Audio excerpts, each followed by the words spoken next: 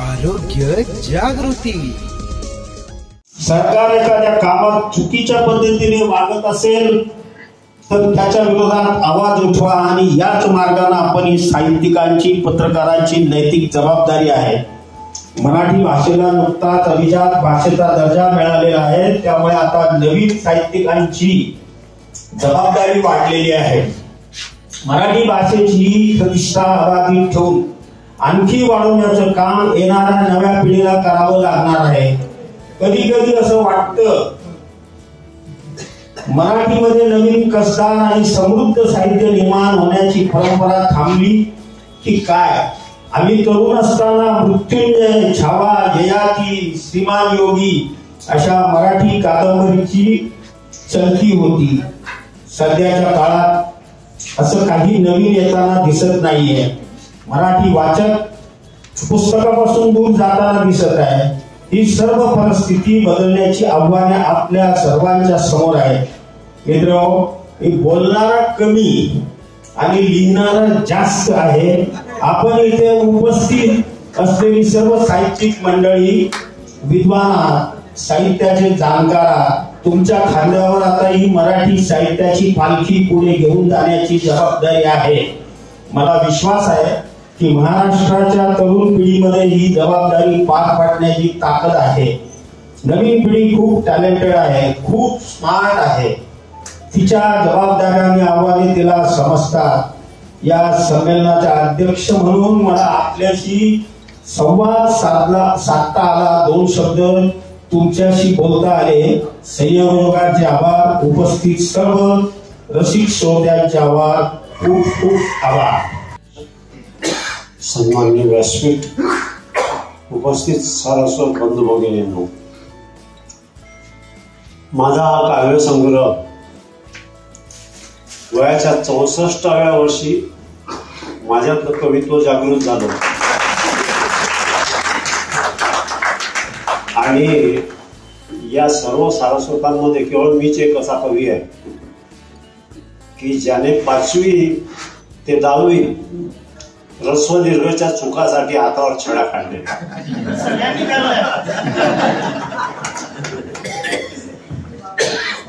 या काव्यसंग्रहाचा सुरुवात जी झाली माझी, ती अतिशय निगेटिव्ह कन्सेप्ट मध्ये झाली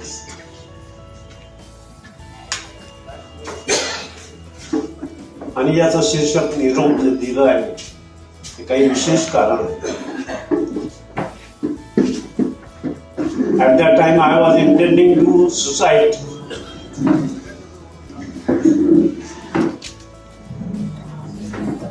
पण मला या साहित्यानं सुचण्याच्या 4 ओळींनी माझ्यातल्या निगेटिव्हिटीला विरोध देण्याचं सामर्थ्य केलं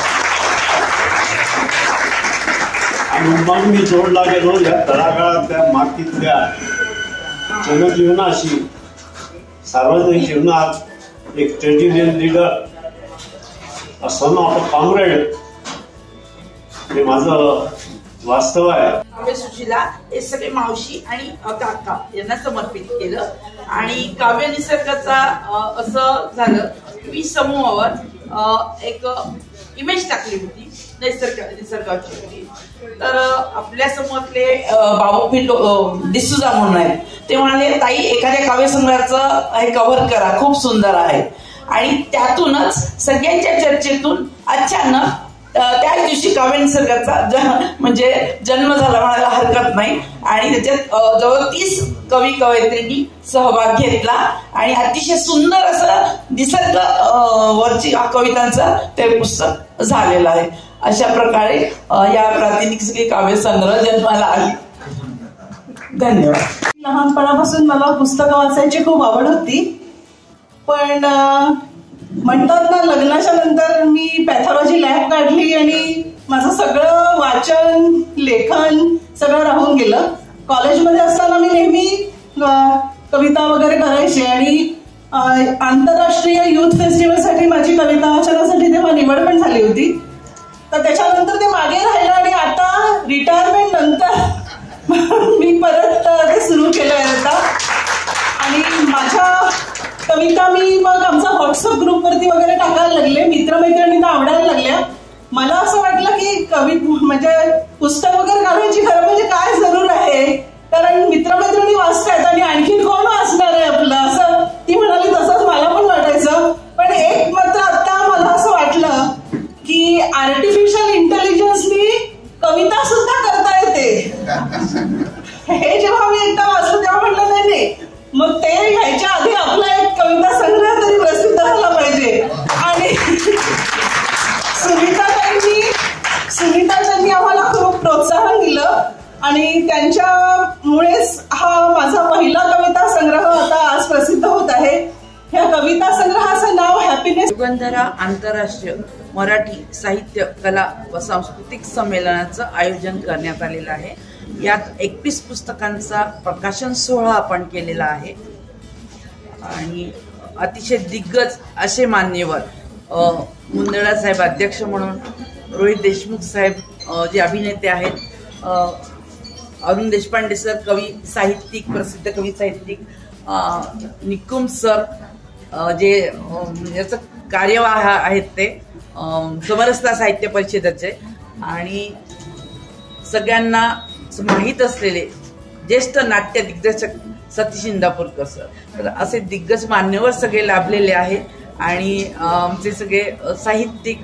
त्यामुळे हा कार्यक्रम खूप असा आनंदाचा सोहळा झालेला आहे युगंधरा परिवाराचा. आणि मित्रमैत्रिणींनो, आपण एकाच वयाचे वाटतो म्हणून ही बावारी खरं तर कथासंग्रह आहे, छोट्या छोट्या कथा आहेत. आणि कुठलीही कथा हा फक्त माणसाच्या आत असलेल्या भावनांचा मेळ असतो. प्रेमकथा असू दे, सामाजिक कथा असू दे, कुठल्याही विषयावरची, फक्त आपल्या मनात ज्या भावना असतो त्या आपण कशा गुंततो त्याच्यातनं एक कथा निर्माण होते. अशा छोट्या छोट्या कथा या कथासंग्रहात आहेत. वाचा, आवडेल. सर्व उपस्थित साहित्यिक, कवी आणि लेखक सर्वांना मानाप्रमाणे नमस्कार. स्वची ओळख हे पुस्तक लेखमालेतनं तयार झालेलं आहे. आजच्या संगणक युगामध्ये आणि कॉम्पिटिशनच्या जगामध्ये सर्व विद्यार्थी जे आहेत हे खूप भांबावलेल्या स्थितीत आहेत. आत्ताच आपल्यासमोर वेगवेगळ्या क्षेत्रातली लोक आहेत, पण एक आत्ताच्या पिढीला आदर्श असणाऱ्या रोहितने आत्ताच आपल्याला सांगितलंय की कसे कष्ट करून भांबावलेल्या स्थितीत तो स्वतःचं करिअर घडवत होता किंवा अजूनही स्ट्रगल करतोय. तर हे जे स्ट्रगल आहे विद्यार्थ्यांना, त्यांना स्वतः ओळखायला शिकवणं आणि हे स्वतःला ओळखणं हे जर लवकरच्या वयामध्ये किंवा टप्प्यामध्ये झालं तर ते जास्त चांगलं करिअर करू शकतील आणि आपली भारताची भावी पिढी ही नक्कीच किंवा भारताचं भविष्य हे नक्की उज्ज्वल होईल.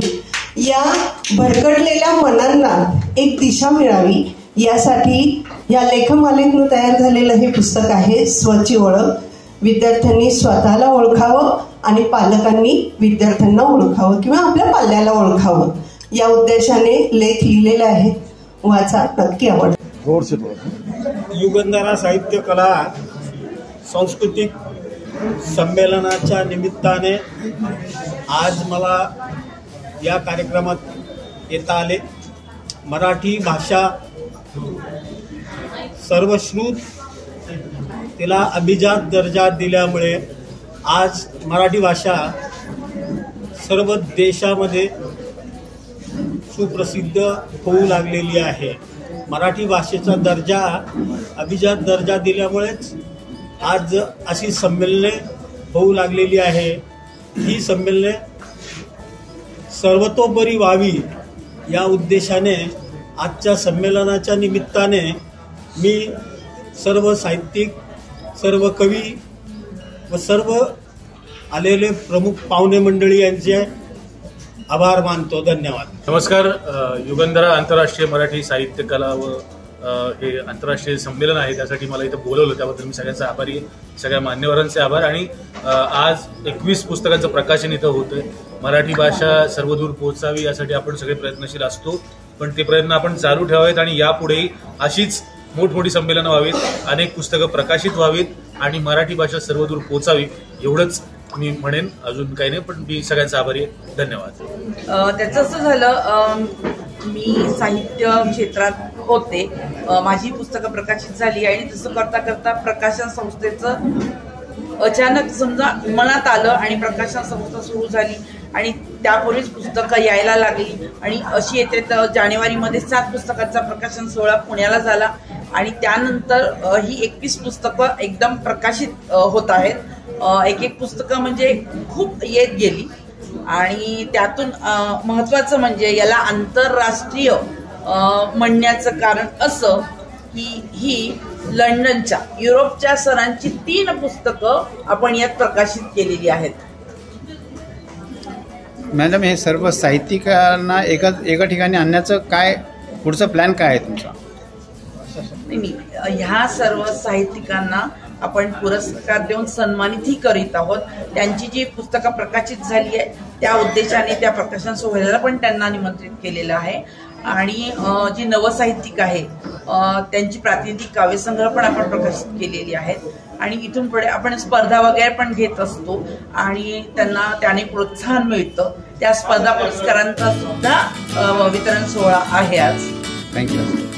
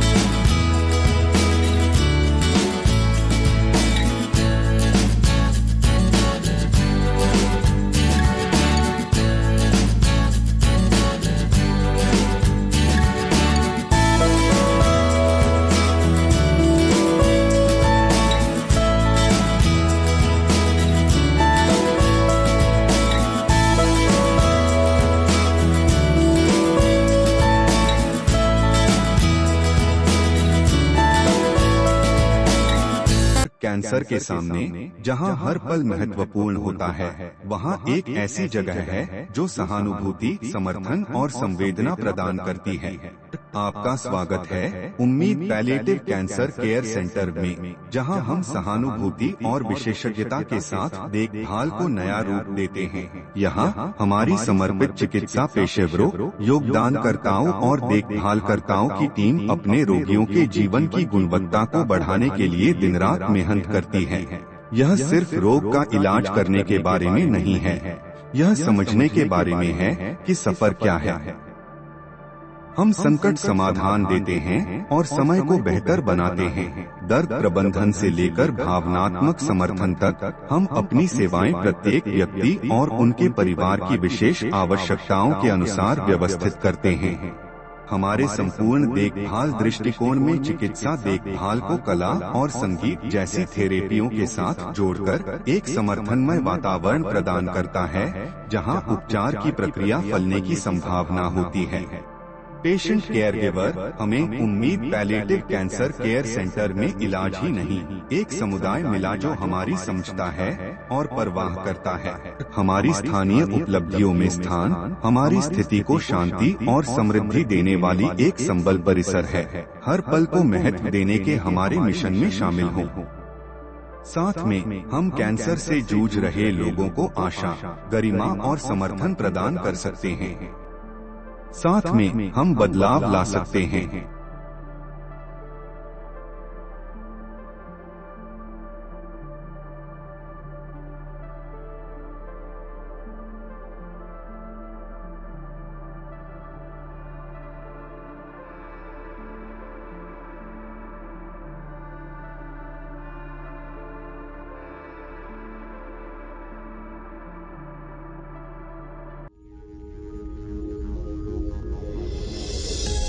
आरोग्य जागृती।